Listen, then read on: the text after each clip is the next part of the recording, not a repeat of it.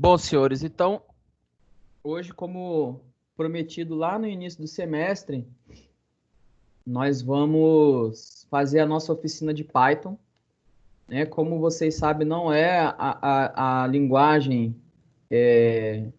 oficial da FAESA. Na FAESA, a linguagem oficial é o Java, até por conta da forma que o Java trabalha, ela é a utilizada porque ela é mais didática para se aprender, mas como eu disse, é, é legal, é importante a gente poder também conhecer outras linguagens para a gente ter uma ideia de como que essas ferramentas funcionam, né, e em que momento que elas poderiam nos ajudar. O objetivo nosso aqui nessa oficina é que a gente pegue tudo que a gente aprendeu em Java nesses últimos 4 meses aí, 4 meses e alguns dias, e a gente veja como é que a gente faz isso no Python, tá? A princípio eu vou falando aqui, vou mostrar para vocês como é que a gente faz para abrir, né? Nós vamos estar utilizando o Jupyter Notebook, né? E eu vou explicar por que que a gente vai usar o Jupyter Notebook. Existem outros lugares que você pode utilizar a linguagem Python. Tem uma IDLE que ele instala, deixa eu ver se eu tenho aqui, Python. Python. Quando você instala o Python puro, ele traz para você essa IDLE aqui, que você pode utilizar ela para fazer, para programar também de dentro dela, né? Tem o prompt do próprio Python, que você executa ele através de linha de comando, mas nós aqui, para essa oficina, a gente vai utilizar a ferramenta que eu passei para vocês, que é o Anaconda.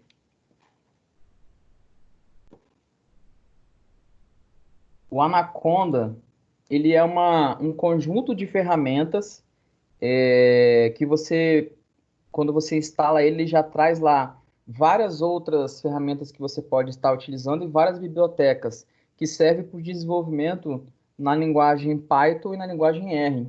Tem suporte para algumas outras também, mas precisa fazer algumas instalações.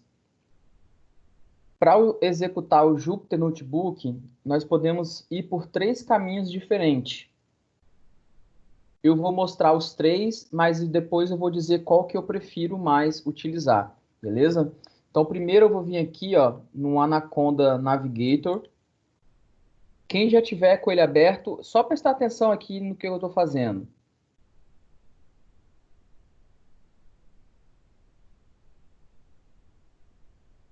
Ele demora um pouquinho para carregar.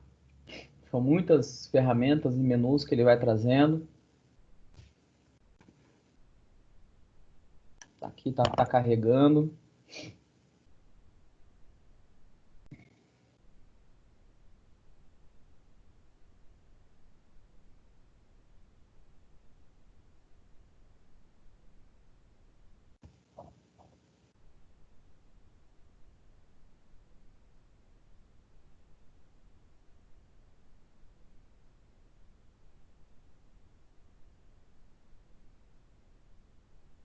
E aí vocês já começam a perceber por que que eu vou preferir abrir pela outra ferramenta, né? Tá vendo o tempo que demora para carregar esse navegador na minha máquina. Ó, beleza, would you like to improve? Não quero melhorar nada. Essa aqui é a cara do Anaconda Navigator. De dentro dele a gente tem aqui as várias ferramentas que a gente pode estar utilizando para desenvolvimento em Python e R. Como vocês podem ver, todas as que daqui de cima que estão com Launching escrito são as que eu já tenho instalado na minha máquina. Essas aqui de baixo, se eu quiser ter, é só clicar em instalar que ele já carrega. Então aqui o Anaconda Navigator, ele é mais um lançador de outros programas, né? Então quando você clicar aqui, ele vai abrir esse outro programa para você. Como eu falei, nós vamos utilizar o Jupyter Notebook. Então, de dentro do Anaconda Navigator, para lançar o Jupyter Notebook, é só vir aqui onde está escrito, ó, Jupyter Notebook, e clicar em Launch, tá? Esse aqui é o jeito, assim, que eu acho que ele é mais fácil.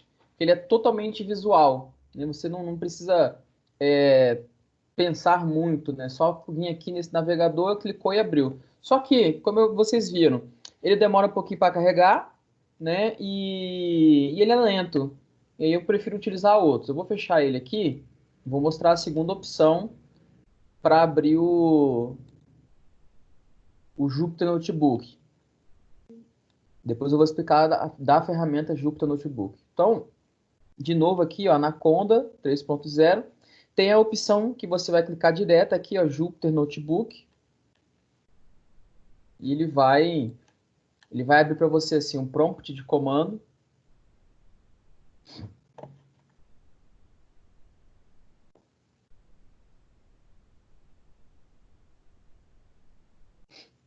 Vai fazer uma carga de um script, ó, já vai para você direto lá no navegador. Show de bola. Ó, esse aqui ele é bem mais rápido, é uma opção também bacana, mas eu prefiro não utilizar ele. Por quê? Como vocês podem ver, ele está apontando para o diretório principal. Aqui ele não vai mostrar? Tá aqui, ó. Ele está apontando para esse diretório da minha máquina. Então, eu tenho já alguns lugares na minha máquina que estão organizados para eu fazer desenvolvimento com a linguagem Python. E eu não quero que ele abra no caminho padrão. Mas para vocês que estão iniciando, vir por esse caminho é o melhor dos mundos, tá? No caso de vocês, vocês vão ter aqui como opções os diretórios, essas pastinhas aqui são os diretórios que você pode acessar, e são os mesmos diretórios lá do seu C2 pontos, quer ver? C2 pontos, usuários, Howard. Esses com pontinho que não aparecem, tá aqui, ó. Desktop, tá aqui, ó, arquivos de área de trabalho, documentos, download. Então, a mesma coisa que está exibindo aqui, ele está exibindo lá direto no Jupyter Notebook. Agora eu vou mostrar para vocês a opção que eu particularmente prefiro utilizar. Vou finalizar aqui, eu posso direto fechar. Eu venho aqui, ó, no Anaconda 3, né, ou no atalho que eu já criei, nesses atalhozinhos aqui em cima, e clico aqui em Anaconda Prompt. O Anaconda Prompt, ele vai abrir para mim um prompt de comando, tipo do DOS mesmo, né? E aqui eu vou navegar para o diretório que eu gostaria de utilizar. Então, para eu navegar para o diretório onde estão as coisas que eu vou mostrar para vocês hoje, eu vou utilizar o comando cd, né, que é change directory, e vou colocar o endereço da onde que estão as coisas que eu vou trabalhar, minha workspace, né, meu espaço de trabalho. Então, meu espaço de trabalho está em Python for Data Science Workspace. Dentro desse cara aqui, eu vou dar Enter, ó, ele já trocou, vocês podem ver que ele já trocou aqui para mim, ó, a localização. Dentro desse diretório tem diversos outros subdiretórios e scripts que eu utilizo no meu dia a dia, né? Eu vou listar aqui agora tudo que tem dentro desse diretório. Eu vou dar aqui um comando ls. ls é o comando list do Linux, tá? No Windows, você pode utilizar o dir, mas como eu estou utilizando... Ixi, é que eu estou na minha máquina, então aqui tem que ser dir mesmo. Eu tenho uma outra máquina que eu uso PowerShell, no PowerShell ele reconhece o comando do Linux.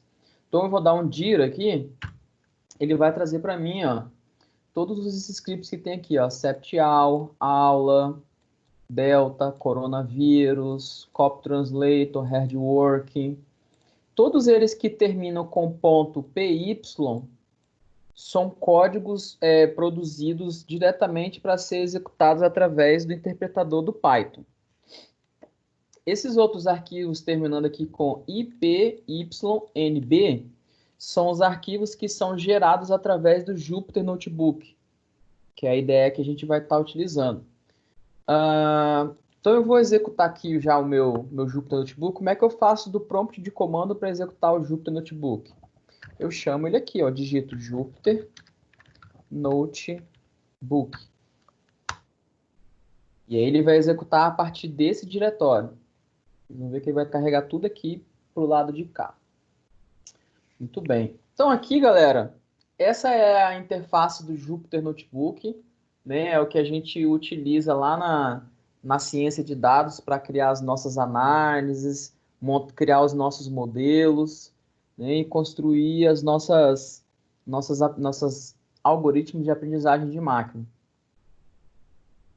Aqui tem diversos exemplos que eu estou montando aqui um projeto de ponta a ponta de machine learning.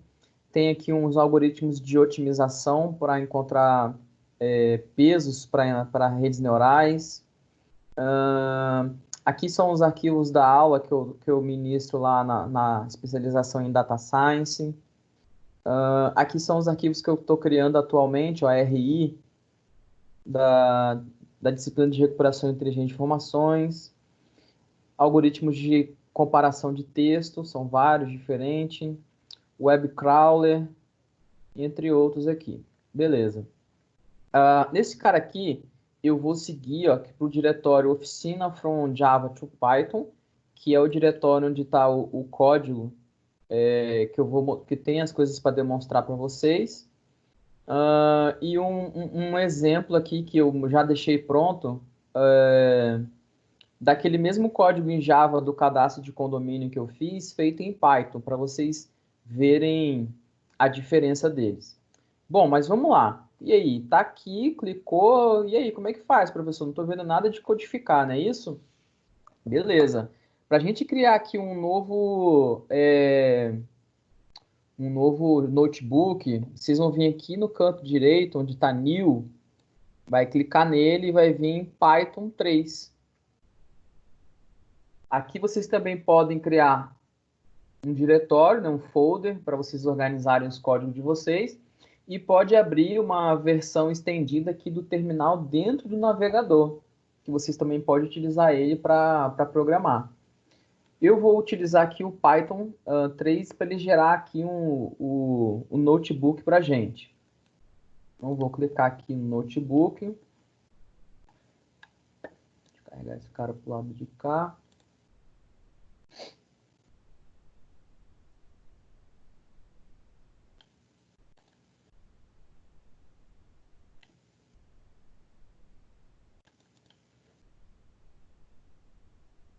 Então, pessoal, essa aqui é a cara do Jupyter Notebook. O Jupyter Notebook, ele é uma IDE para desenvolvimento Python que tem uma interface bem bacana e amigável. O que acontece?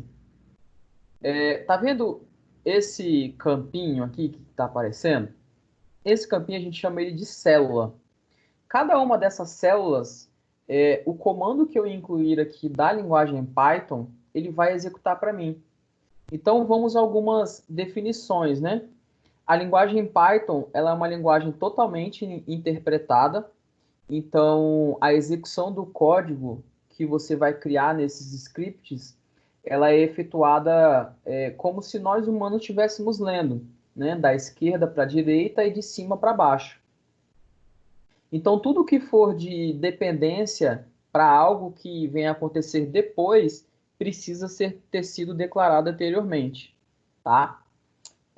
Aqui, né, nesses comandinhos aqui, nessa célula, vamos fazer uma pequena demonstração.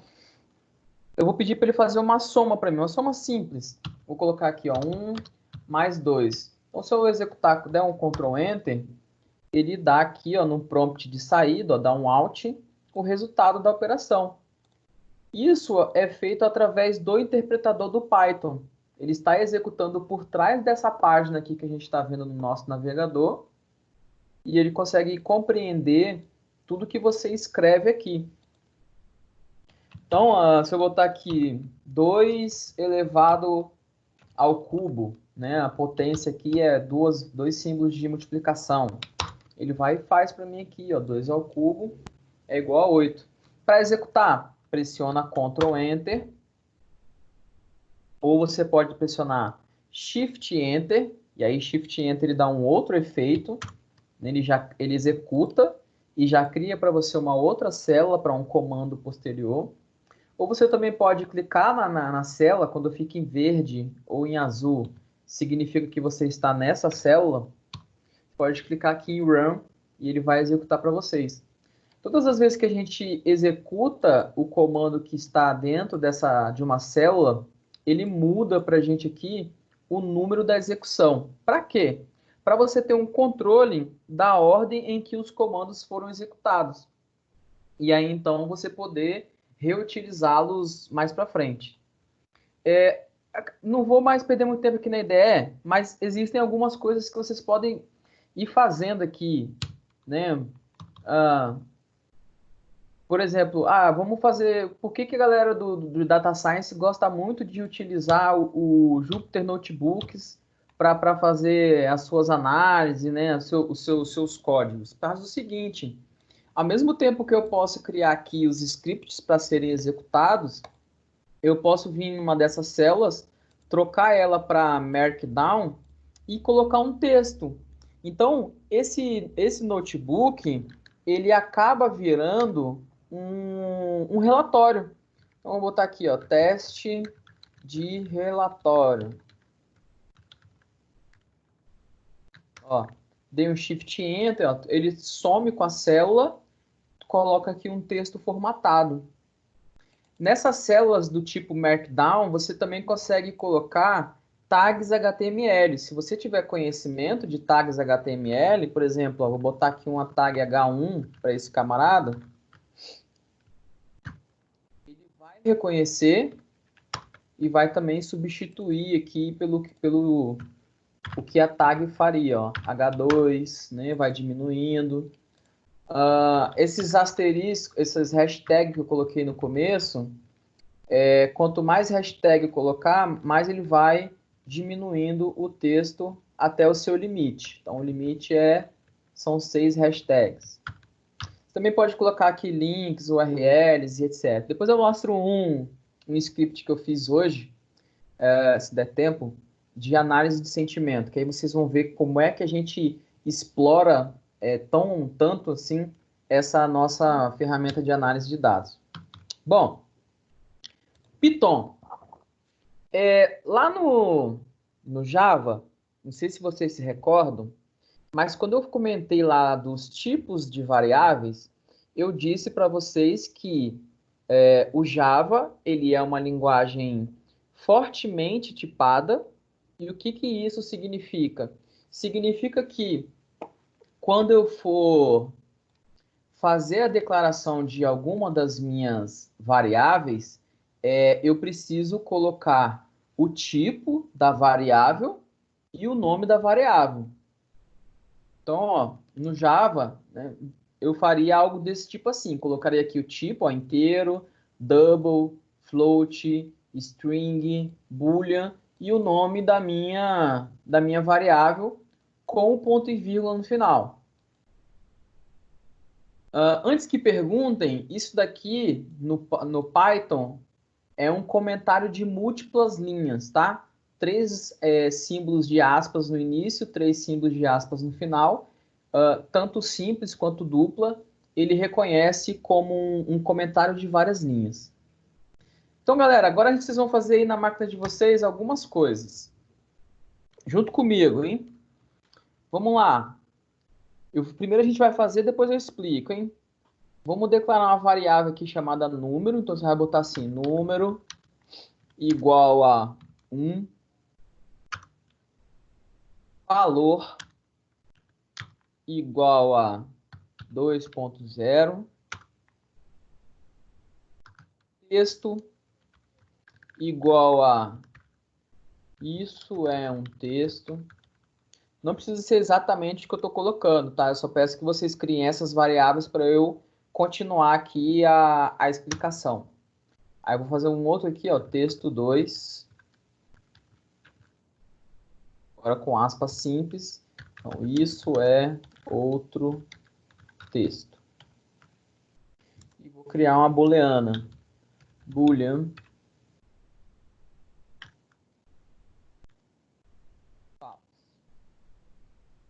Todo mundo conseguiu aí? Não precisa executar ainda não. Na verdade, pode até executar, mas não vai sair nada. Nesse caso aqui, a gente só está fazendo as declarações. Alguém com algum problema aí para criar essas variáveis? Quem estiver executando no PyCharm, Visual Studio e etc., vocês vão ter que salvar lá o código de vocês para depois executar direto pelo modo de execução lá desses programas que vocês escolheram. Tá? Quem não tiver, só seguir os mesmos passos que eu estou demonstrando aqui.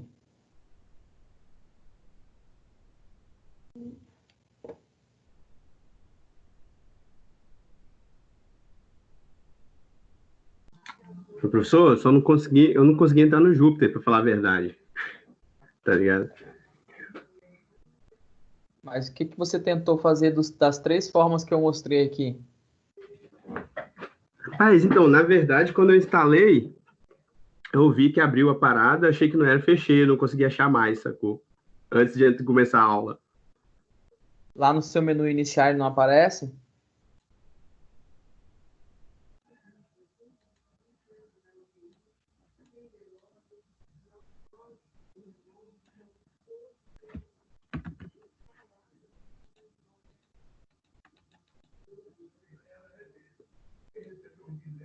Não, não tá aparecendo, não. Então você vai ter que fazer a instalação de novo, sobrinho. Ah, beleza, tranquilo. Imaginei. Só queria saber se tinha alguma forma antes, mas vou fazer aqui. Aí você pode usar tanto o Replit, né, que tem lá a versão para Python, como também pode usar o Colab Research do Google. Ele vai abrir para você um Jupyter Notebook direto na web. Deixa eu ver um aqui. Introdução, vamos ver isso aqui. Ele tem uma interface um pouquinho diferente, mas funciona da mesma forma, tá? Tem lá as células para você poder executar. O botão de execução ele fica aqui direto no lado esquerdo. Aí você pode usar ele direto na nuvem aí. Ele gera também um arquivo .ipynb e salva direto no seu drive do Google. Beleza. Beleza? Show. Ramon, então, era para aparecer as mesmas cores, cara. Mas se funcionou, beleza. Então, galera, no Java, o que ocorre no Java, né?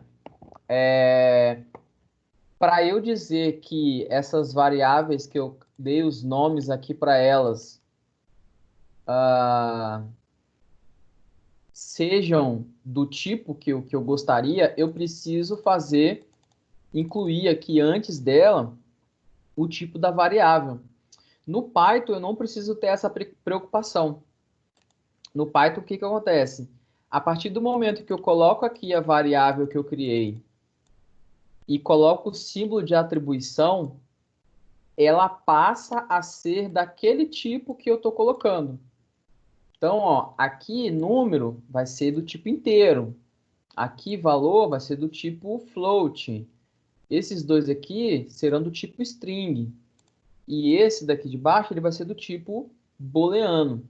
Então, a partir do momento que você inclui um valor nessa variável, ela absorve todas as características daquele tipo. E isso é muito legal porque economiza, né, a quantidade de coisas que você tem que digitar aqui e já te disponibiliza de dentro da própria ferramenta do Python todos os métodos possíveis para aquele tipo de variável. Lembrando não, né? Só um ponto aqui que é importante de vocês saberem é que no Python todas as variáveis elas são objetos. Então, método do tipo inteiro, variáveis do tipo inteiro, é um objeto lá do tipo inteiro e tem lá todas as operações possíveis para o tipo inteiro já built-in, né, já incorporado à linguagem. String, ele também tem tudo aqui que você precisa para mexer com string, ele já está disponível para você. Algumas coisas a mais, você precisaria incluir aqui algumas bibliotecas, algumas extensões e etc. Hoje, o que nós vamos fazer aqui não tem biblioteca, é tudo built-in. Então, eu vou fazer a declaração dessas variáveis aqui, vou dar um Ctrl Enter. Então, ele já fez a execução para mim. E esses caras agora, a partir do momento que muda aqui o número, elas estão em memória e eu posso utilizar na célula subsequente para fazer qualquer ação que eu acha que eu julgue necessário. Agora nós vamos fazer um exemplo. Deixa eu botar esse cara aqui para a gente saber o que ele é, deixar bem legal. Tá aqui, ó, reading, declaração de variáveis. Beleza. E aqui nós vamos fazer entrada e saída de dados. Muito bem.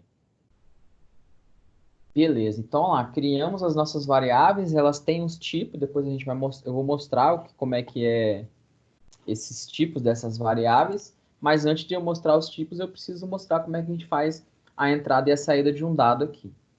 Se nós fôssemos fazer a entrada lá no Java, utilizando o console, né, a gente ia ter que colocar lá um scanner, né, a nossa variável lá de entrada e dar um new scanner.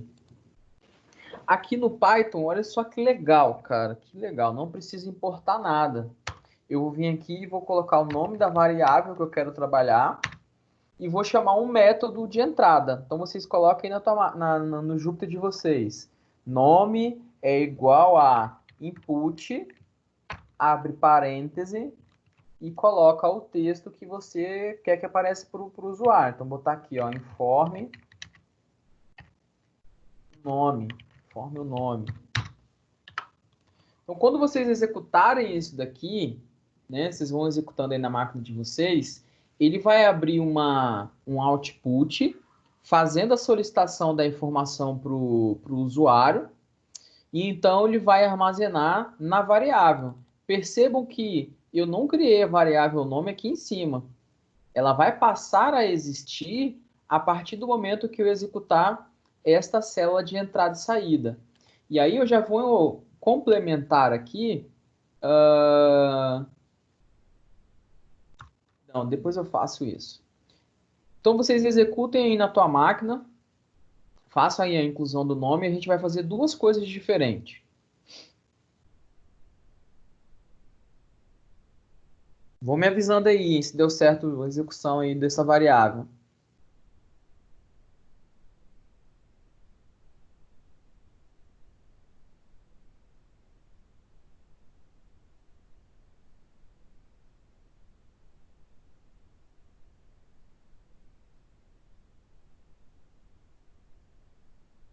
Uma outra coisa, eu tô vendo aí os comentários do Emanuel, outra coisa que vocês não devem ter percebido ainda ou não repararam é que cada linha de comando aqui no Python não tem ponto e vírgula no final. Então, não tem essa de esquecer o ponto e vírgula vai dar erro, né? Você colocou aqui o código, o que que o Python ele busca para entender que o comando ele terminou? Ele busca quebra de linha. Todas as vezes que você pula a linha aqui, fica um caractere que não aparece para a gente, que pula de uma linha para outra. E aí ele vai e reconhece que aquilo ali é um comando, faz toda a interpretação, análise léxica, análise semântica, e faz com que esse código venha a funcionar.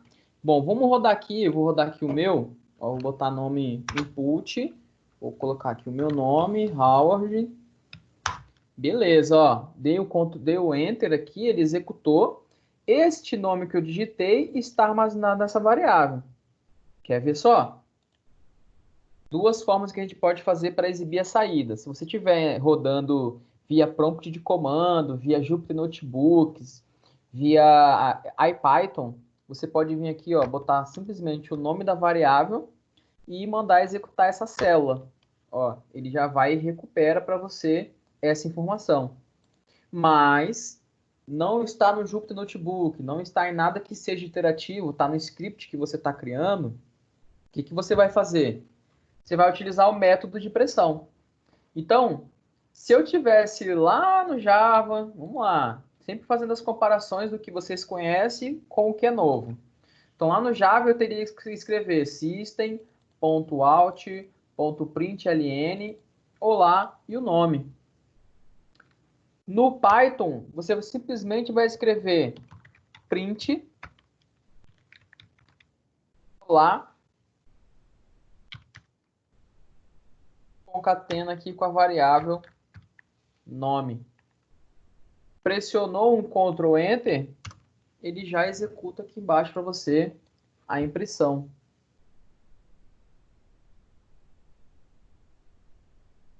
O código está me entendendo. Há uma sincronia entre Python e alunos do Howard. Vocês são demais. Legal. Então, ó, fizemos aqui a impressão de um texto que a gente acabou de criar. Agora, eu vou imprimir uma dessas variáveis numéricas aqui de cima. Então, eu vou botar aqui, ó, print, vou botar um texto, ó, isso é um número. E vou concatenar, percebam o que eu estou fazendo, e vou colocar aqui o número que eu quero imprimir, valor. Provavelmente, se eu não estiver enganado, ele vai exibir um erro. Não, ele não exibiu erro. Tem que descobrir depois por que ele não deu erro, ele deveria dar. Eu executei aqui fazendo a concatenação de outra forma dentro do comando print. O print ele me permite que eu faça essa separação de dados dessa maneira. Então, eu posso concatenar utilizando a operação de soma, ou eu também posso concatenar utilizando aqui a vírgula. Ambos fazem a mesma coisa. Agora, não deu a mensagem de erro aqui que eu queria demonstrar para vocês. Se vocês forem fazer algum tipo de impressão com número e ele der erro, o que vocês vão ter que fazer? E aí eu já vou entrar na próxima parte, que são os tipos de variáveis do Python. Você vai precisar fazer a conversão desta variável para texto. E aí como é que a gente faz isso? No Python, o tipo string ele é representado por str. E aí, para você fazer o cast, né, fazer a conversão, o que você vai fazer?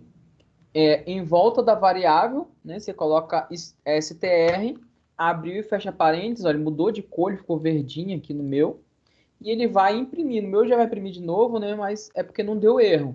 Mas se ocorrer, se vocês precisarem, vocês fazem a conversão com o str e ele vai imprimir. Talvez aqui, se eu mudar para o símbolo de soma, ele vai exibir o erro. Vamos ver. Aí, ó, pronto. Se eu mudo a forma de concatenar, para eu exibir um número, ele pede que eu faça a conversão, ó. Canonic concatenate str to str, então not float. Então eu teria que vir aqui e fazer, ó, str, abriu e fechou, aí ele vai e exibe para a gente a informação.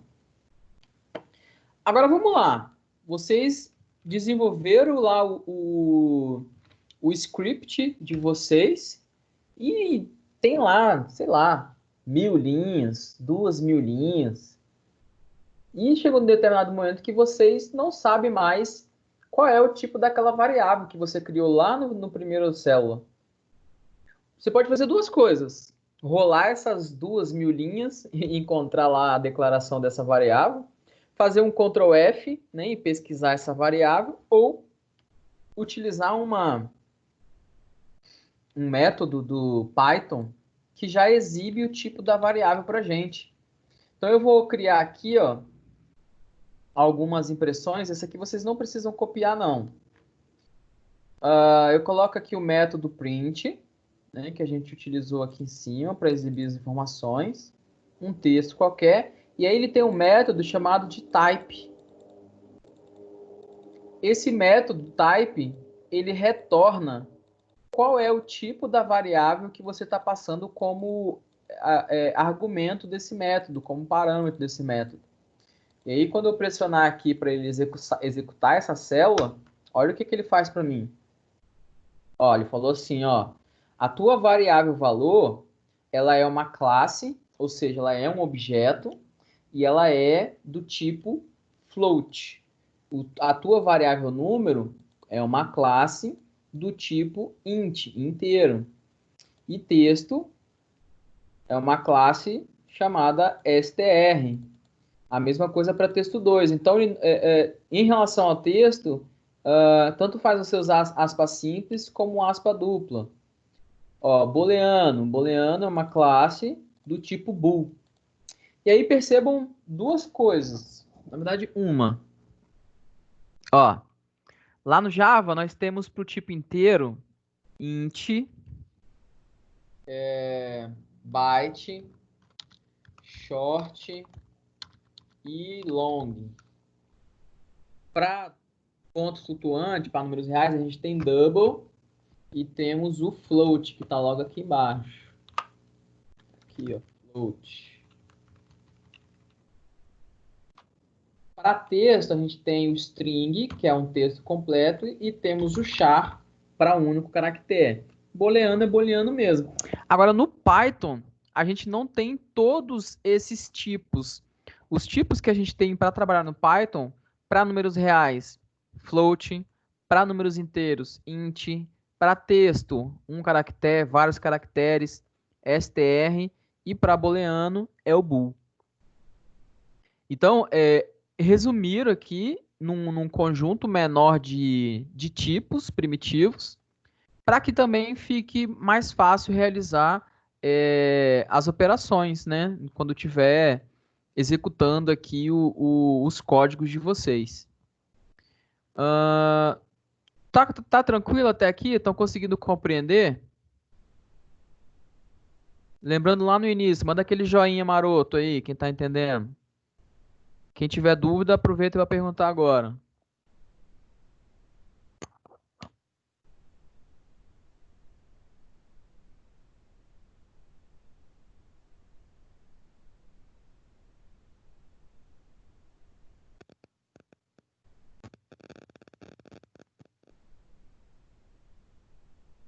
Esse in do lado da célula, ele é o prompt de comando do Python.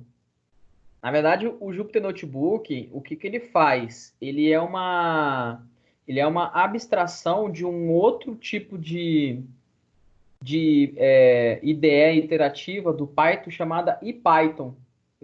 Posso demonstrar aqui para vocês verem como é que ele é. E lá, ele utiliza como prompt de entrada esse in, né? E aí tem lá o numerador, e quando tem alguma saída, ele bota um prompt de saída, chamado out. A gente só pode alterar os prompts de entrada, os prompts de saída são exibidos automaticamente pela linguagem. Deixa eu abrir um outro Anaconda prompt aqui, para mostrar para vocês esse outro camarada. Ele também fica todo coloridinho, só que é direto aqui no prompt, né? Nessa telinha aqui, eu vou lá no mesmo lugar, e vou fazer assim, ó, Python, Python. Quando eu executar esse camarada aqui, ó, ele carrega para mim o Python, a versão do Python, e tá aqui, ó, meu prompt de entrada para eu executar os comandos. Então, mesma coisa que eu faço lá no Jupyter Notebooks, eu faço aqui, ó, 1 mais 2, 3 dividido por 2, 3 divisão inteira por 2, 4 ao cubo, idade é igual a 15, aí eu boto aqui a idade, aí ele vai exibe para mim, o print, ó, print, idade, ele imprime para mim, tipo, idade, ele bota aqui o tipo inteiro. Então tudo que eu faço lá eu consigo fazer aqui também. Para sair do IPython, exit, abre e fecha parêntese, ele sai do prompt, coexiste também para voltar lá para o nosso Jupyter Notebooks.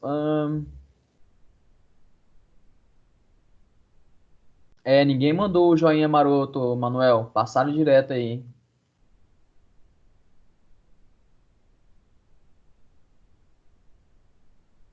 Para definir o diretório pelo prompt, Ramon, você utiliza um CD e o caminho que você gostaria de navegar. CD, C2 pontos, barra, usuários, barra documentos, por exemplo. Pode fazer isso lá, né? C dois pontos, barra usuário, barra seu nome, barra documentos.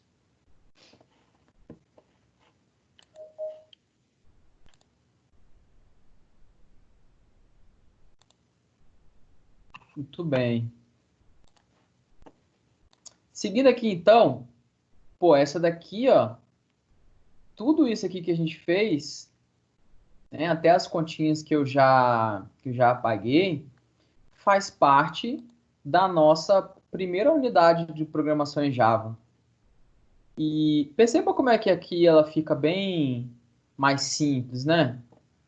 Declaração é mais claro, entrada de dados, saída de dados, a gente acaba digitando menos código. É por isso que as pessoas ficam assim receosas de utilizar o Java. Mas o Java é uma ferramenta muito excelente, galera. É uma ferramenta muito top. Existem muitas coisas que estão sendo utilizadas, por exemplo, na aprendizagem de máquina, que o Python chama lá o próprio Java, né? Coisas que foram feitas lá no Java a gente utiliza aqui. Tem coisas que outras linguagens também precisam que chamam direto do Java. Então, o Java ela é uma ferramenta muito poderosa. E é isso aí, Manuel. Se não fosse Java, você não ia achar isso aqui fácil. O Python é uma linguagem muito, como é que eu vou dizer, afetuosa, né? Ela conversa muito bem com outras linguagens. Tem uma biblioteca que se utiliza aqui, chamada de NumPy. Essa biblioteca, ela é uma biblioteca para trabalhar com álgebra linear, multiplicação de matrizes, cálculos vetoriais e etc. Essa biblioteca aqui, ela foi construída na linguagem C. Então, quando você chama essa biblioteca aqui para dentro, você está chamando uma bazuca aqui para dentro do Python para poder executar operações mais rápidas, né? Ela é uma biblioteca otimizada para fazer utilização de operações com vetores. Agora vamos avançar, vamos falar um pouquinho de estrutura condicional. Bom, lá no Java, a gente aprendeu.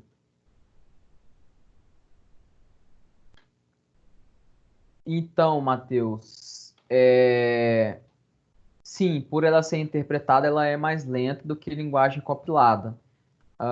Mas se eu utilizo uma biblioteca como essa, ela tem a capacidade de ser até mais rápido do que linguagens compiladas, por conta de como que essas bibliotecas elas foram escritas, né? Também posso acelerar o processo de execução utilizando thread, né? Fazendo programação paralela e etc. Dá para fazer tudo isso aqui também. É uma linguagem muito poderosa. Inicialmente, o Python ela foi criada para ser uma linguagem, uma opção ao Perl, né? O Perl é uma linguagem de script para você programar lá no Linux, né? Eles criaram isso daí para tentar dar uma modificada. Por conta disso, o Python, né, e todas as linguagens de scripts que vêm predominantes das distribuições Linux, elas têm uma capacidade muito boa de trabalhar com texto, que é uma dificuldade que outras linguagens possuem, né? Em outras linguagens, para trabalhar com texto, você precisa dar muitas voltas. Aqui você trabalha muito simples, porque ele foi feito para isso. Bom, estrutura condicional. Lá no Java, nós aprendemos duas estruturas condicionais. Uma foi o switch case e a outra foi o if e else if. O switch case não existe aqui no Python. Não criaram uma versão do switch case para cá. Eles preferiram manter somente o if, else if e else. Então vamos lá. Como é que é a estrutura condicional lá no Java? No Java a gente tem lá if, entre parênteses, a condição, abre chave, bota aqui o código, né? A declaração que vai ser executada.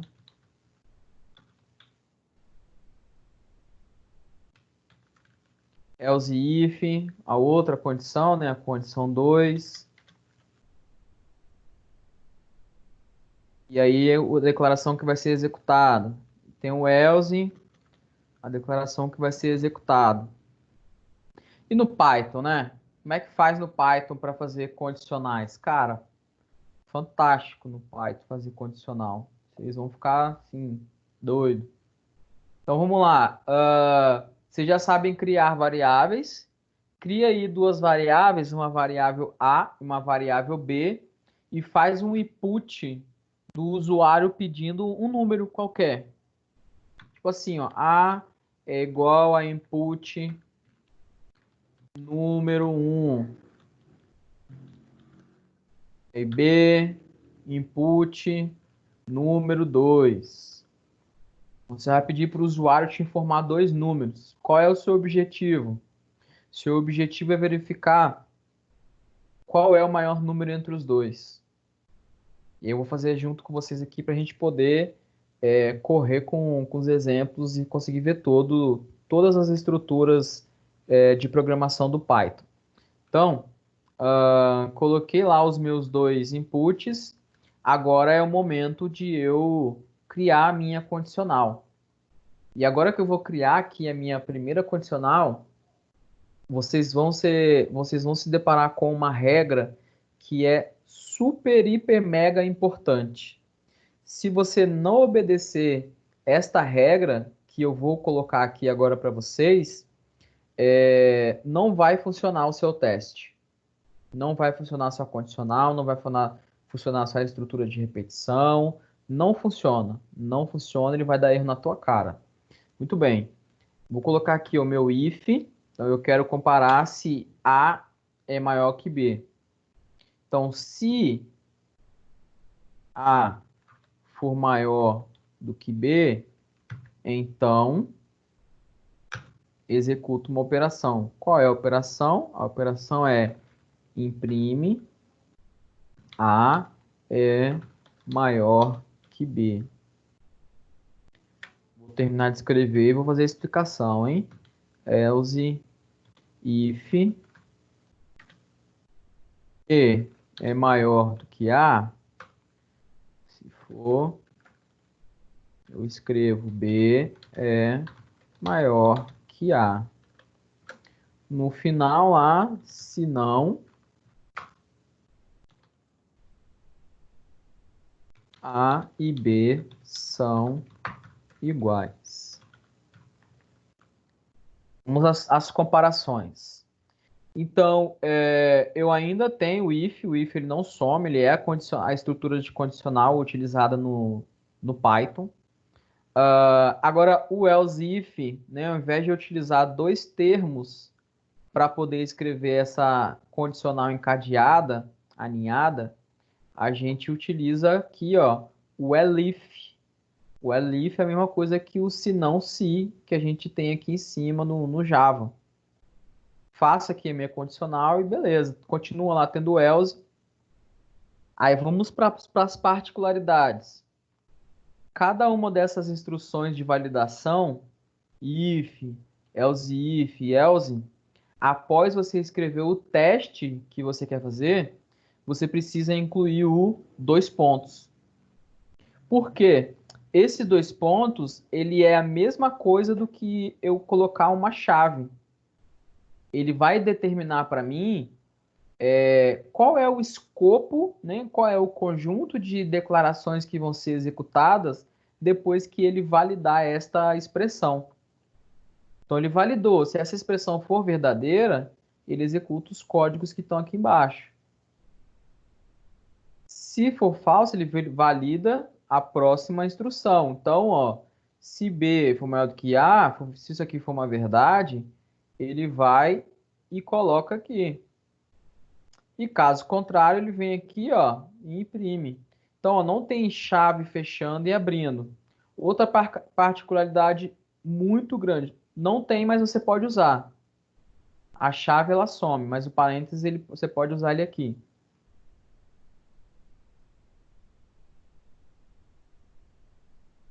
Em Java, a chave ela é opcional.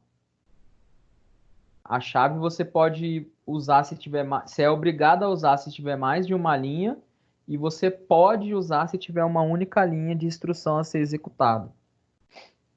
Beleza. O que é importante aqui, galera? Vocês estão vendo que tem um espaço aqui atrás? Esse espaço aqui atrás, a gente chama ele de indentação. O Python, ela é uma linguagem orientada à indentação. Se eu tentar executar esse código assim, ó, com tudo no cantinho, ele vai reclamar, ó, expected unindented block, ou seja, ele está esperando um bloco de indentação. Então, esse bloco de indentação, se o lugar que vocês estiverem escrevendo não fizer isso automaticamente no Visual Studio, no PyCharm, no Colab Research, tanto faz, whatever. Se ele não fizer isso aqui automaticamente para vocês, o que, que vocês vão fazer? Guarda isso na cabeça.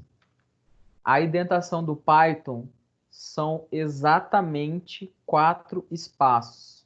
Então, se eu vier aqui e botar, ó, 1, 2, 3, 4. Vier aqui embaixo. 1, 2, 3, 4. E no último, 1, 2, 3, 4. Na hora que eu executar, ele já não reclamou que existe um erro e vai executar o meu script todo de cima para baixo. Então, qual é o primeiro valor? Sei lá, 2. Qual é o segundo valor? 3. Não, ó. B é maior do que A. Então, ele faz isso aqui para mim de boa, sem pestanejar, sem problema. Vamos para mais um exemplo de condicional? Vamos criar aqui, ó. Exatamente, Matheus. E mesmo assim, agora na reta final ainda tinha gente que não organizava o código, tá? No Python, se você deixar de organizar o seu código, você está perdido. Ele não vai funcionar corretamente, vai ficar reclamando na sua cara lá, até você descobrir a linha que está com problema. Então, vamos fazer uma outra condicional aqui.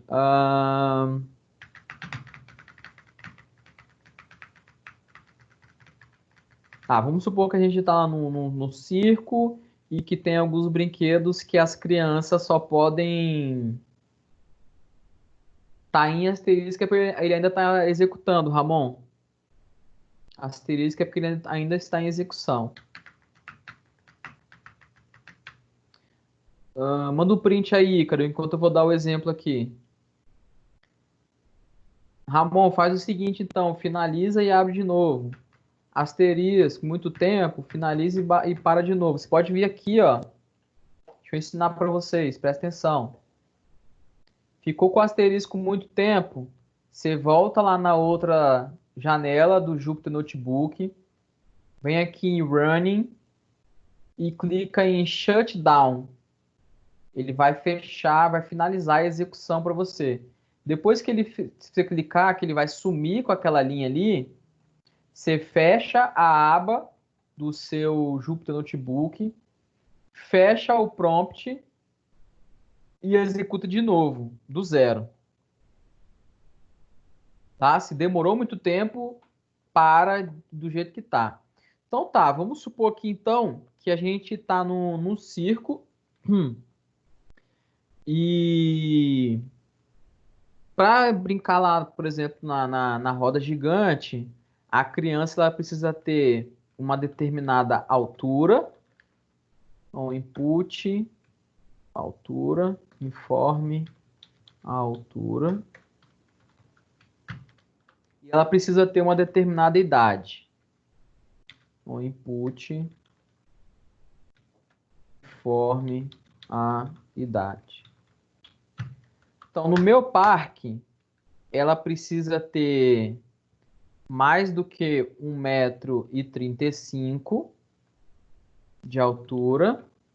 E ela precisa ter, ó, isso aqui, galera, um comentário de uma única linha. Você coloca a tralhazinha aqui, escreve o código e esse aqui já está comentado. A idade, ela precisa ter mais do que 12 anos de idade. Então, ó, mais do que 1,35 m e mais do que 12 anos. O que que eu estou querendo demonstrar aqui para vocês? Como é que eu faço uma condicional? Professor, Como é que eu faço? Só um minutinho. Como é que eu faço uma estrutura de o input condição? tá errado. Tá com E a mais. Como é que é? O input a unidade tá com E a mais. Tudo bem, eu acerto ainda. Deixa eu só concluir a explicação. Então, quando eu preciso fazer uma condicional, onde eu tenho duas condições a serem observadas, a forma de se escrever aqui no Python, ela é até um pouco mais simplificada do que no Java, né? Se eu fosse fazer isso no Java, eu ia ter que fazer assim, ó, if altura maior ou igual a 1,35 e idade maior ou igual a 12, né? Abriu e fechou. Aí tem lá o sysout, system.out.println. Pode brincar, né?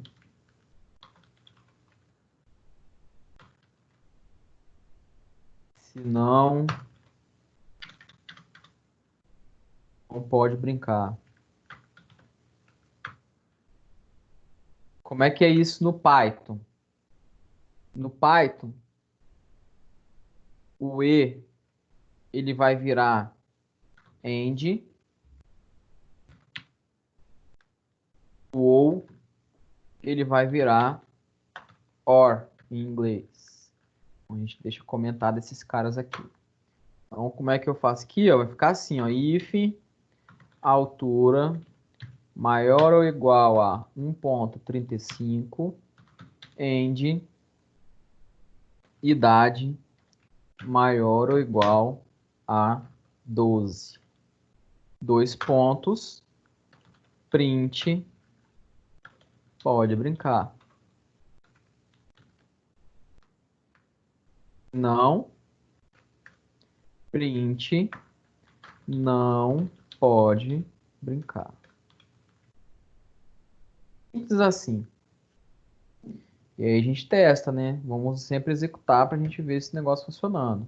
Altura, 1,2, né? 1,20 m. A idade, 15 anos. Ó, deu zoeira aqui, hein? O que que ele tá reclamando? Não suportado entre string. Ah, olha só, surgiu um problema legal aqui para mostrar para vocês, hein? Uma explicação que ficou faltando lá em cima. Então, o que que acontece? A gente está utilizando o método input para fazer a entrada dessas informações. Porém, esse input ele retorna para a gente um tipo string. Por isso que ele está reclamando aqui que na minha condicional eu não posso utilizar esse operador condicional entre string e número. O que que eu preciso fazer? Eu preciso converter. Bom, a altura ele vai ser um número real, né? 1,2, 1,3, né? 1 metro e alguma coisa. Então a gente vem aqui e bota assim, ó, float, abre parênteses, fecha parênteses, ele já troca. Idade vai ser inteiro. Então, int, abre parênteses, fecha parênteses. Ah, professor, ficou ruim para ler aqui. Se você colocar em cima, posso fazer? Tem alguma outra forma para ficar mais fácil de ler? Tem. A gente remove daqui, deixa só o input para ficar mais fácil para a gente enxergar e coloca aqui embaixo direto na condicional, ó, float, abriu e fechou, int, de novo aqui, ó, abriu e fechou, prontinho. A gente executa de novo 1,25, 15 anos, não pode brincar. Como eu disse lá em cima, Davi, não tem double não, não tem. Os únicos tipos que tem são esses aqui, ó, float, int, str para string e bool para booleano. Beleza? Só tem esses tipos aqui.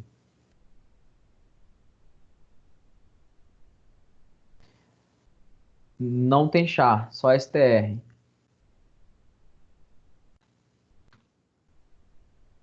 Galera, dúvidas em condicionais?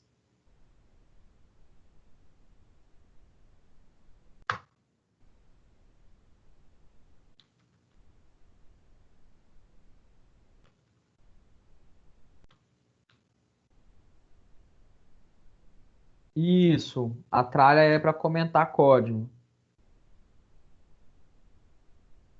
Ele deixa a fonte grande quando você muda aqui em cima para Markdown. Ó, eu clico aqui, ó, é o tipo code. Então, no tipo code, tralha é para fazer comentário de uma linha. No tipo Markdown, tralha é para colocar o texto maior, no tamanho de uma fonte determinada. Professor, Diga. nessa estrutura de repetição ali, por exemplo, ali na parte de cima, se A é maior que B, se eu colocar uma letra ali, vai cair em else. Aí, nisso aí, ó, tá vendo? Vai cair em else, porque ele vai falar A e B são iguais, mesmo eu colocando uma letra aí. O Uhum. que eu poderia Tem que fazer vir aqui e nisso? trocar, ó. Ou int ou float. Ah, nice.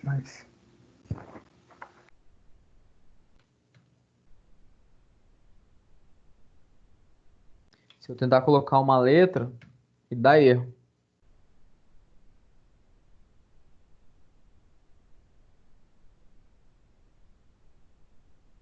E aí vocês estão vendo, ó, eu posso executar várias vezes a minha célula aqui em cima, ó, que não tem problema. Ele não interfere em nada dos outros códigos. Ó, 3 e 4. Estou aqui executando só no mesmo lugar, testando. Entenderam? Muito bom isso aqui. Em condicionais, alguma dúvida? Como eu falei, não tem switch case.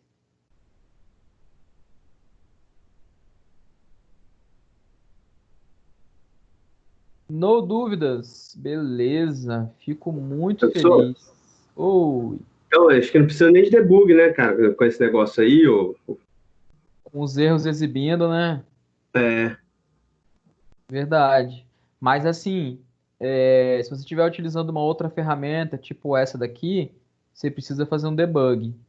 Aí beleza. esse aqui é o Só VS um Code. pouquinho. Então Aham. é melhor para você buscar aí e tal. Não é bom a gente levar erro para o usuário, né? Às vezes você testou aqui e deu certo, mas o usuário foi lá e botou uma parada diferente e aí dá ruim, É. né? Uhum. Vamos lá, galera. Estrutura de repetição, hein? Estrutura de repetição é o bicho. Estrutura de repetição no Python só tem uma coisa que eu fico triste.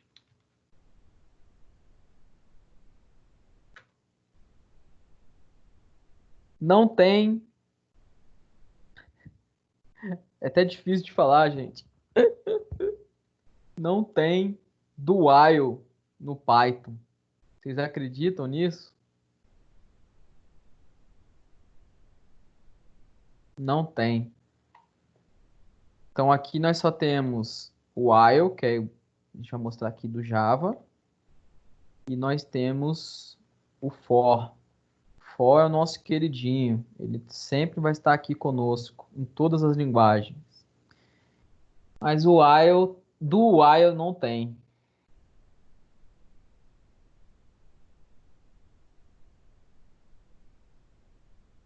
Isso é uma pergunta, Davi?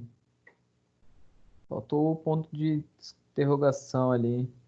Não, não tem pós-testada. Você precisa simular. Beleza, então Java, se eu quero escrever aqui, ó, por exemplo, essa estrutura de repetição, ela vai imprimir números de 0 até 6 e vai pular a linha incrementando. Como é que eu faço isso no Python? Vamos lá, galera. No Python é assim, ó. Vou criar a mesma variável i igual a 0. Aí eu escrevo while. Posso botar parênteses, posso deixar sem, eu vou deixar sem. E menor que 6, 2 pontos, int i mais igual 1. É isso. Simples, né? Ctrl Enter, executou, tá lá os meus números. Ou aí vocês falavam assim, ah, professor, só dá para imprimir para baixo? Se eu quiser imprimir para frente, igual a gente fazia lá no Java, como é que eu faço? Então o print, ele tem uma opção aqui, ó, você bota vírgula, aí coloca o parâmetro end igual ao que você quer que ele faça. Eu vou botar aqui um /t. Então, ao invés de ele ir para a saída padrão, que é pular linha, ele vai usar a expressão aqui do /t. Então, vou dar um Ctrl Enter. Tá lá, um ao lado do outro. Felipe Mendonça. Vamos ver, Mendonça. Vou botar aqui, ó. A gente mostra. I++. Sintaxe inválida. Isso aí, meu caro. Essas operações menos, menos, não foram implementadas no Python. No Python só tem mais igual, menos igual, divisão igual, divisão inteira igual, potência igual. Agora, esses outros operadores aí não tem. O while também tem uma parada muito legal, que dá até para fazer isso no Java, né? Que é quando você quer fazer uma execução, vamos dizer assim, eterna, né? Então você vai botar aqui um while true, 2 pontos. Mais uma coisa que não pode passar despercebido. Verdadeiro e falso no Python, true e false, iniciam com a primeira letra maiúscula. Senão ele não reconhece. Vou botar aqui, ó, true, ele vai achar que é uma variável. Não tem que ser assim, ó, true. Então, eu vou botar input, vou ter que fazer um testezinho aqui, só para ele ficar aqui imprimindo eternamente. Print, imprimir um. Não vou conseguir parar. Deixa eu ver como é que eu faço para parar esse cara aqui. Para atribuir é mais igual a 1 ou i é igual a i mais 1.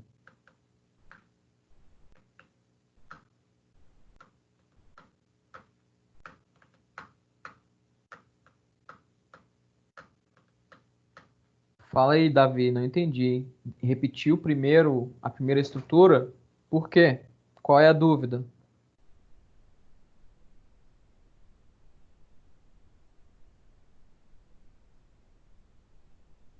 Esse i? Não, não existe a operação mais mais.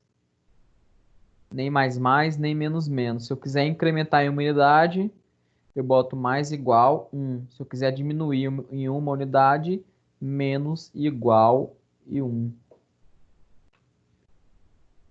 Beleza?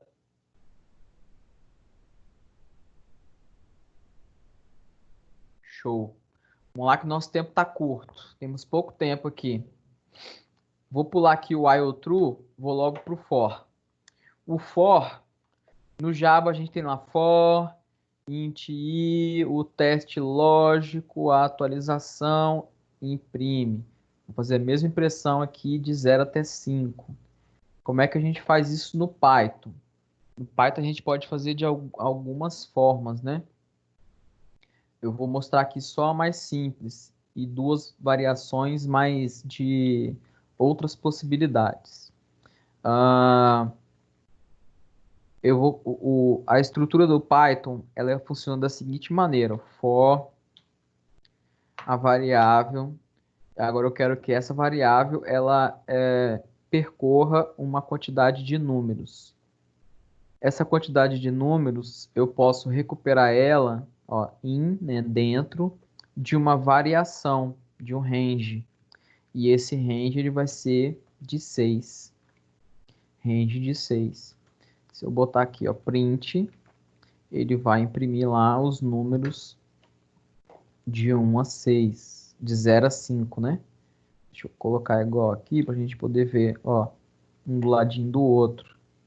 O que que acontece, galera? Esse método aqui do Python, ele gera uma quantidade de números de acordo com os parâmetros que você passa para ela. Então, por exemplo, se eu colocar aqui, ó, range de 10, olha o que que ele vai trazer para mim. Preciso converter isso aqui, senão ele não vai mostrar. Ó, ele gera para mim uma lista de números até o número que eu coloquei aqui, menos 1. Outra possibilidade eu vou botar aqui embaixo, hein? Ó, vou botar aqui de novo, print, list para ele converter. E vou fazer assim, ó, range de... eu quero que ele varie os números para mim de 2 até 7. Quando eu der um Ctrl Enter, ele gera uma lista para mim, ó, de 2 até 6. Né? Sempre o que está aqui no final é menos 1. Ah, professor, eu quero até 7. Então troca aqui para 8. Outra possibilidade com range é essa daqui, ó. Os números que ele pode gerar para mim podem ser da seguinte maneira. Eu quero que ele gere os números de 1 até 10. Porém, ao invés de ele fazer de 1 em 1, eu quero que ele faça de 3 em 3. Então, ó, inicial, final e o passo. Eu vou dar aqui um Ctrl Enter. Ele gerou lá 1, 4 e 7. Pô, legal, né? E aí, como é que eu faço então para esse range ele interferir no meu for?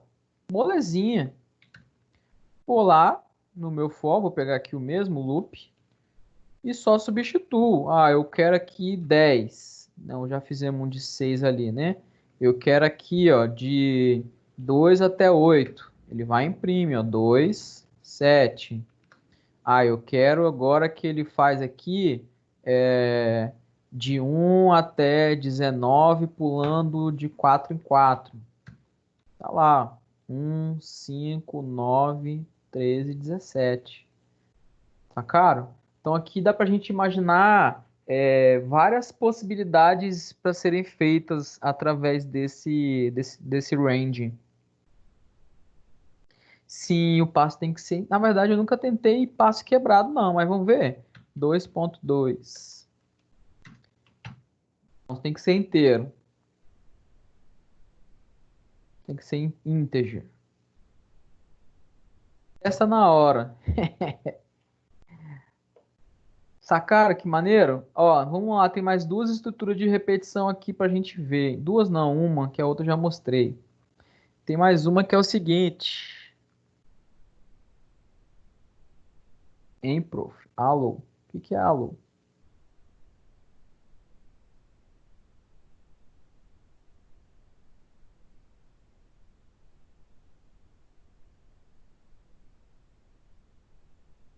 Aonde que era para ir até o 9? Em 38. Não. Não era não. Por quê? Ele vai imprimir o primeiro, 1. 1 mais 3, 4. 4 mais 3, 7. 7 mais 3, 10. Ele não vai até o 10. Ele vai até o 9. Lembra que aqui o final é sempre menos 1? Tem que se ligar. Show. Vamos lá. Olha esse outro aqui.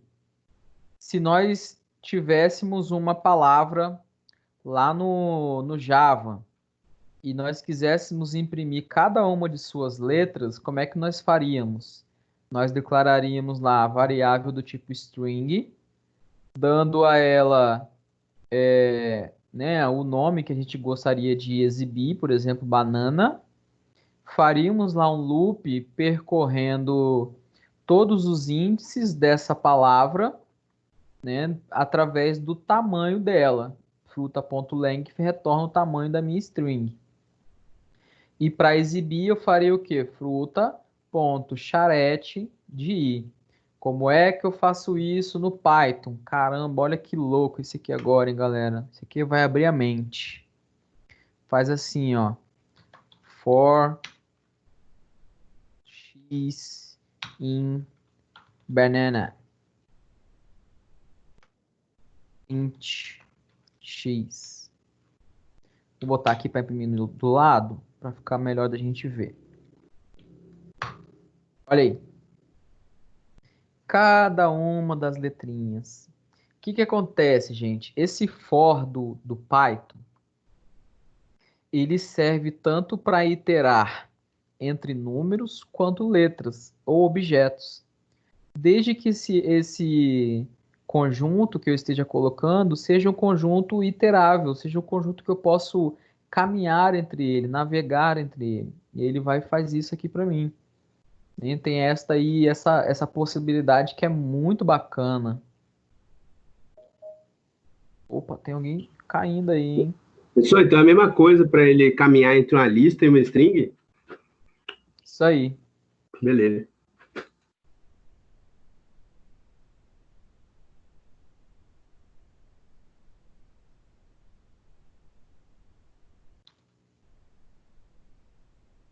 O Python, ele tem uma outra parada aqui que é tipo assim,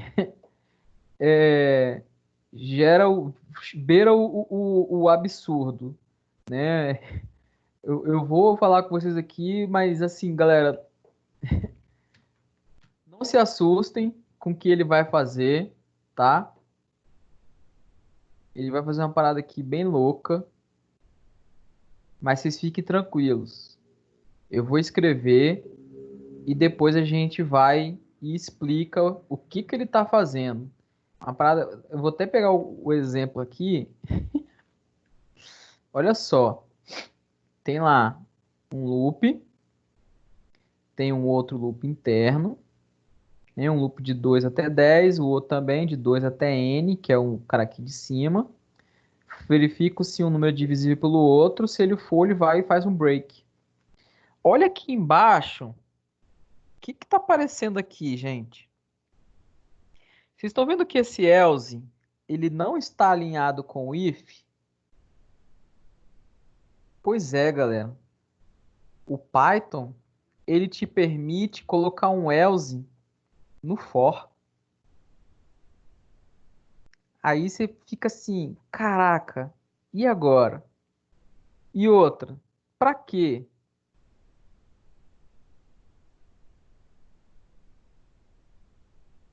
Essa cláusula else aqui no for, ela executa todas as vezes que o loop termina a sua execução de forma normal. Então, todas as vezes que ele fizer todos o percurso aqui de cima e não der um break ou algo que quebre a execução dele, ele faz a execução de tudo e executa também o código do else. Para quê? Neste momento, eu não faço ideia. Ainda não utilizei de uma maneira que para essa linguagem me servisse. Nem lá no Java, no C Sharp, nós temos a opção de usar o try-catch e o finally. Um dia vocês vão ouvir isso.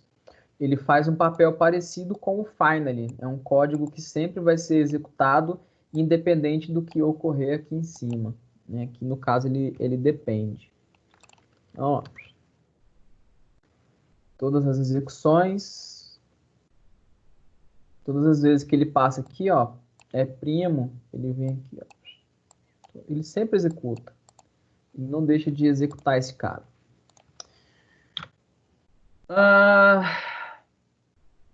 E o try-catch é para fazer tratamento de exceção, para tratar erros. Tratar erros. Esquece esse else aqui, Ícaro. Só foca nos outros.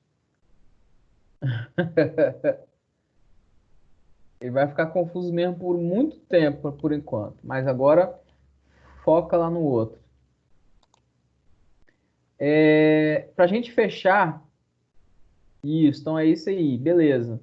Para a gente fechar, eu vou mostrar para vocês algumas estruturas de dados no Python. Tá? São as únicas? Não. Tem várias outras. Mas eu vou mostrar para vocês as principais. Então, lá no Java, a gente aprendeu inicialmente vetor, né? E aprendemos também matrizes.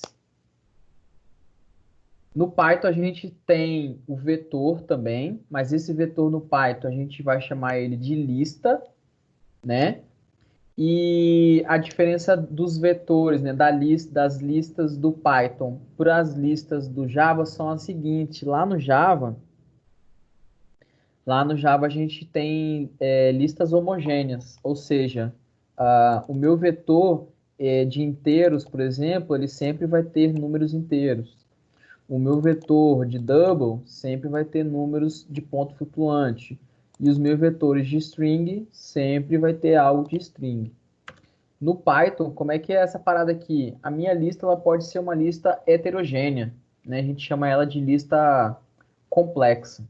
Então, primeiro eu vou mostrar uma lista normal, né? Da forma que a gente entende, que a gente já viu lá no Python e no Java, e depois eu vou mostrar como é que é o samba do crioulo doido aqui. Bom, vamos lá. São três estruturas que a gente vai ver. A gente vai ver a estrutura de lista, a estrutura de tupla e a estrutura de dicionário. Cada uma aqui tem sua particularidade. Agora a gente vai avançar um pouquinho aqui das 10 para ver essas estruturas e fechar aqui a oficina, beleza?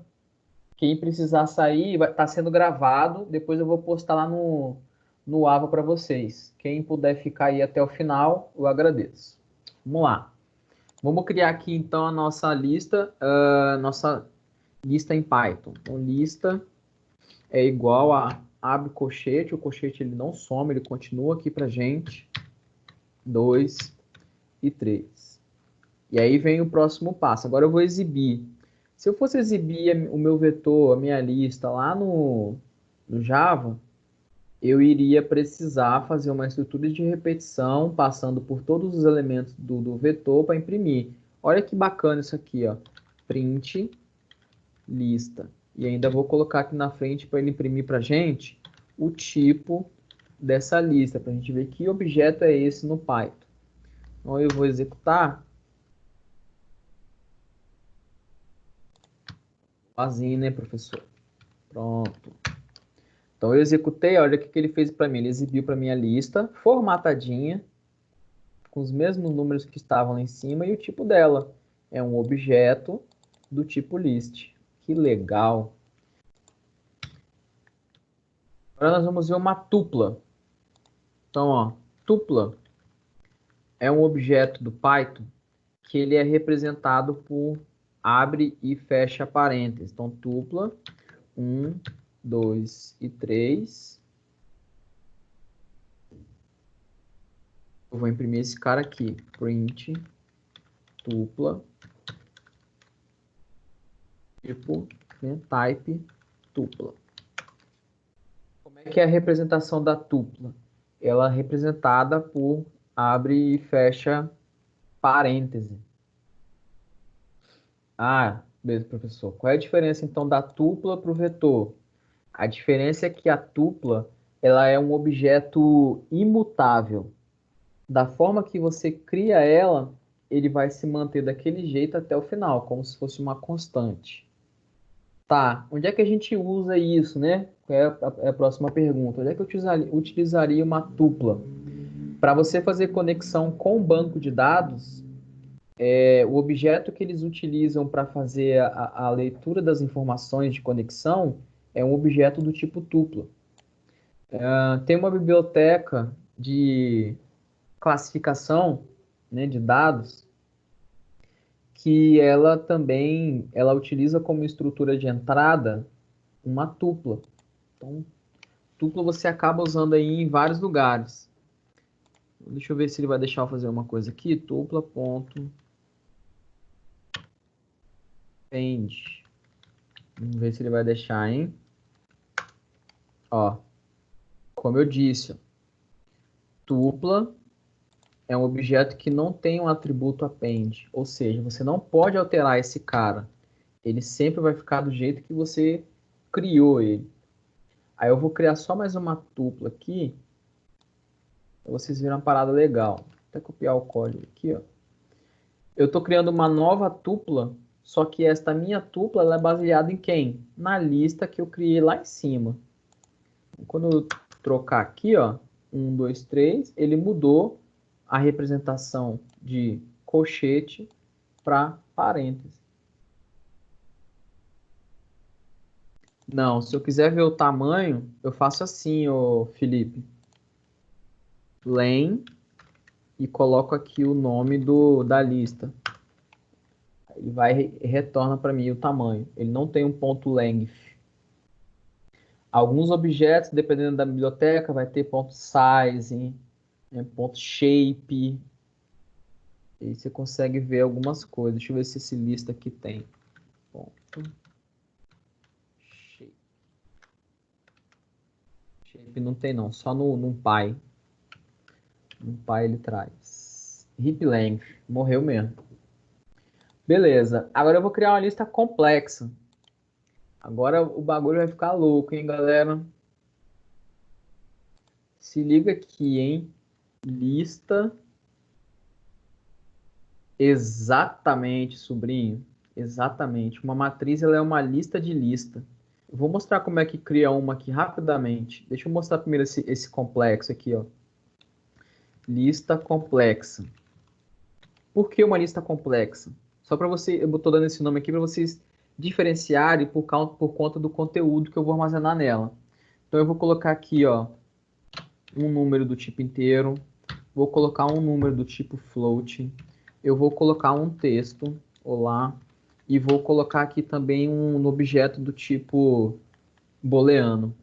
E vou imprimir a minha lista, para vocês verem que ele vai continuar imprimindo do mesmo jeito, ele não quer nem saber, ó, complexa, e o tipo dela, tipo da lista aqui, ó, ele continua sendo, ó, ele ainda é um objeto do tipo lista, mas como eu falei, o Python ele te permite fazer isso, né? Colocar vários tipos numa mesma lista. Então, isso aqui pode ser útil em alguns momentos, dependendo do que vocês estiverem programando. Agora eu vou fazer uma outra lista aqui, complexa, para vocês verem que a coisa ela pode ficar um pouco mais complicada mesmo. Por exemplo, eu vou fazer uma lista, ó, da lista que eu criei lá em cima, da lista 2. Cadê a lista 2? Eu não criei a lista 2?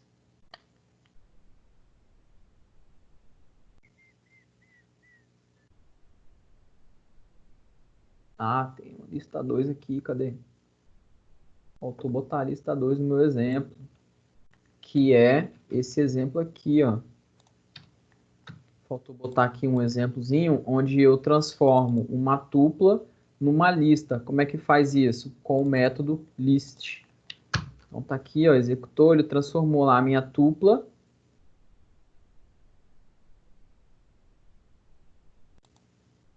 A minha tupla aqui, ele transformou de volta numa lista. E aí eu pego esse cara aqui, ó, tem aqui o tupla lista 2, tupla 2. Ainda vou colocar outra lista complexa que eu criei aqui em cima. Olha só. E vou mandar ele imprimir. Troca aqui para 2 para ser diferente. Print lista complexa 2, tipo da minha lista complexa 2. Vou mandar executar. Olha aí a minha lista. Ela é uma lista com vários outros objetos. Pode ser uma lista, pode ser uma tupla, pode ser uma outra lista. Aqui a sua imaginação que manda, né? O que você quiser pensar aqui que manda. Ah, e como é que eu faço para exibir esses camaradas aqui? Pega lá a estrutura de repetição, chama a lista que você quer imprimir e vai imprimindo. Por exemplo, aqui ele vai imprimir cada um dos elementos dessa lista complexa e o tipo que cada um desses elementos são. Quando eu executar aqui, ó.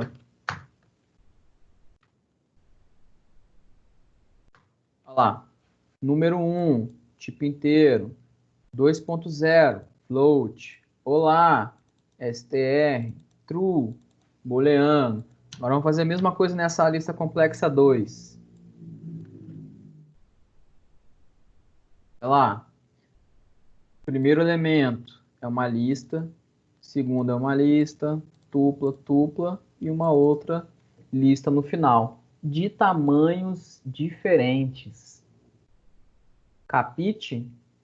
Aí o sobrinho falou, e matriz? Matriz é uma lista de lista, é parecido com essa aqui que a gente criou. Mas para ficar mais próximo do que vocês já viram, vamos fazer esse exemplozinho aqui, ó. Matriz, tem o colchete externo, internamente ele tem as suas listas. Quando eu exibir aqui, ó, ele mostra lá como se fosse uma lista. É um vetor de vetores, né? Uma lista de lista. Ah, e se eu quiser imprimir elemento por elemento, igual a gente faz lá no Java, moleza. Faz assim, ó. For, i, in, range de 3. For, j, in, range de 3. Int, matriz de I e J.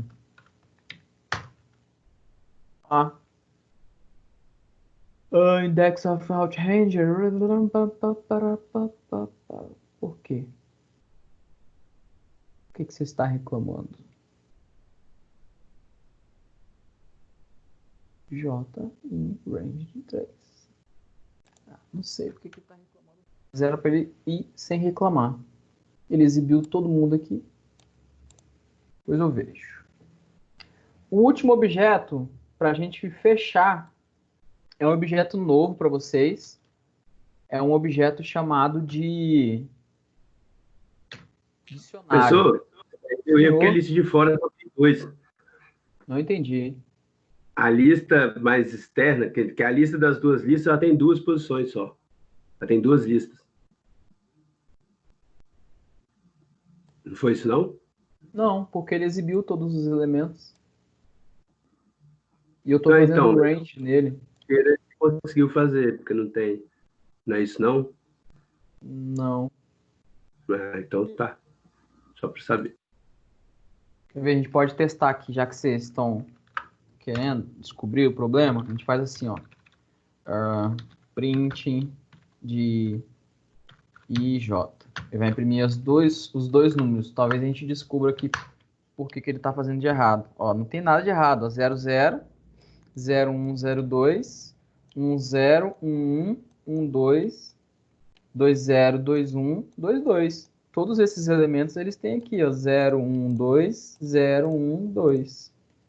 É só botar aqui embaixo que fica melhor para ver. Então não era para ele exibir esse erro aqui. Ele está com alguma frescurinha por conta disso. Tem um outro objeto que eu quero mostrar para vocês para a gente concluir. Pula a linha. Não entendi, Ícaro. Beleza. Tem um outro objeto, que ele é um objeto chamado de dicionário. O dicionário, ele é um objeto que ele armazena uma chave e um valor. Então, essa chave ela pode ser número, texto e etc. E o valor também pode ser número, texto e etc. Lista, outro dicionário.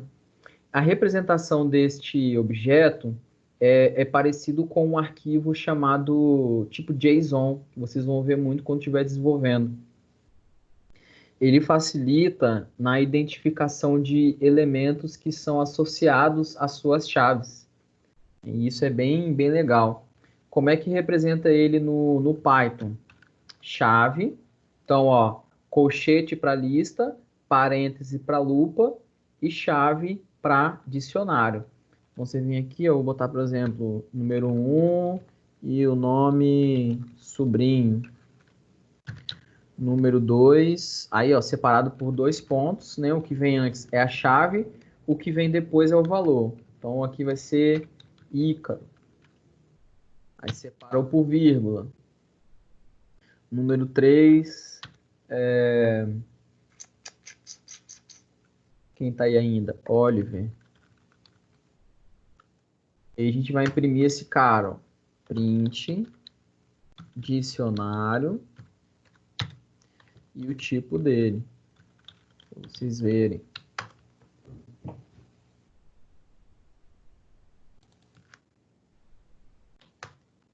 Aí, ó.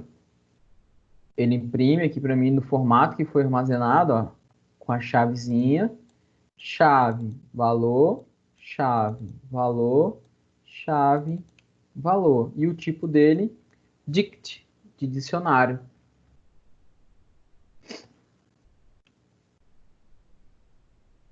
Beleza, galera? Aí é o seguinte. É o seguinte. Como eu falei, antes de vocês racharem fora e eu passar para minhas outras coisas aqui, eu vou mostrar um exemplozinho que a gente faz de análise de dados, só para dar um gostinho. Deixa eu ver um tranquilinho aqui. Acho que é esse aqui.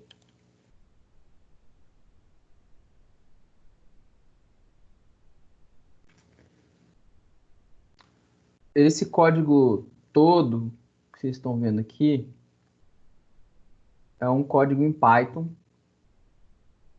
feito para realizar a classificação de uma base de dados chamada de Iris, utilizando o método de classificação chamado k-nearest neighbor, né, os K vizinhos mais próximos. E aí ele faz algumas outras coisas aqui, mas o objetivo dele é o quê? Ele tem um conjunto de flores, né? Essas flores... Eu vou até terminar isso aqui só, Ramon, e aí é o fim da oficina. O objetivo desse dataset aqui é um dataset de flores, que ele tem o tamanho do caule, a largura do caule, o tamanho da folha, a largura da folha. E tem o nome das flores, setosa, versicolo e virginica. Então, todas as vezes que eu incluir uma nova flor, ele vai tentar identificar ela através dessas características em cima daquelas outras que estavam lá em cima. Então, eu vou fazer as execuções aqui, ó. Esse primeiro campo eu estou trazendo aqui para o meu Jupyter Notebook o meu dataset. Ele demora um pouquinho porque ele baixa da internet, esse load aqui.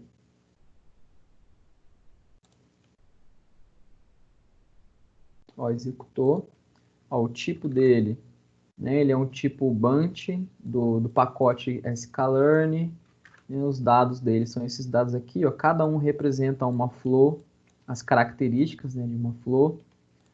Essas daqui são o que são essas características, né? O tamanho da sépala, o tamanho da pétala. Esses são os alvos. Cada um desses números, 0, 1 e 2, é representado por uma flor, né? Aqui, ó, 0 é setosa, 1 versicolo e 2 virginica. E a gente vai imprimir os tipos desse cara. O que eles são? Eles são vetores, né, arrays, da biblioteca NumPy. Qual é o formato dessa matriz? E por isso que é importante vocês estudarem a matriz. Ela é uma matriz de 150 por 4. Ou seja, ela tem 150 linhas e 4 colunas. Cada uma das colunas é uma dessas características que a gente viu aqui em cima. Sepal length, sepal width, pental length, pental width. E aqui eu faço, começo a criar o meu modelo. Tá tanto tempo que eu não executo esse negócio, tá dando erro já. Train Test Split, no Modular, sklearn, Cross Validation. Mudou de pacote. Model Select.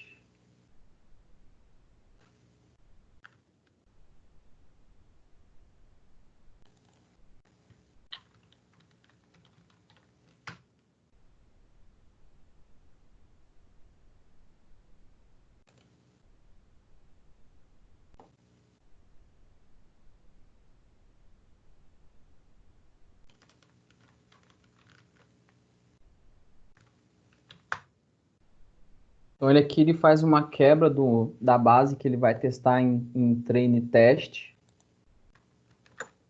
Aqui a quantidade de elementos de treino, 100, e de teste ele separou 50.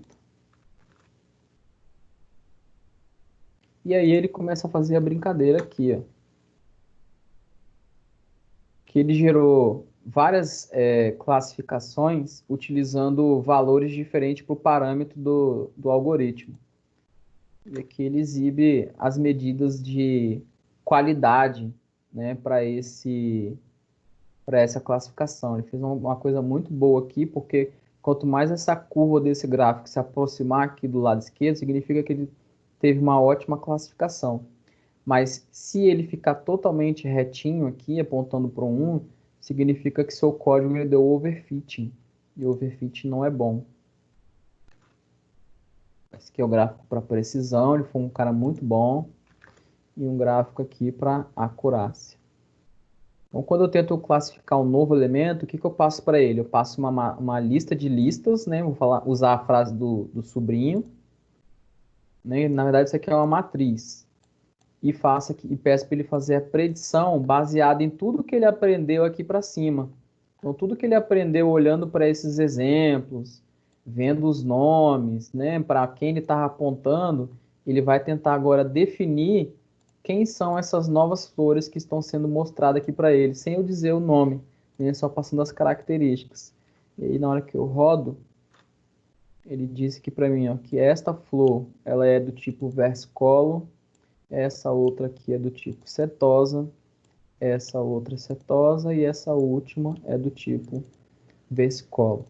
Então, é baseado num script desse jeito aqui, assim, mais ou menos, que ocorrem as indicações de filme, de música, né, de compras para perfis da internet.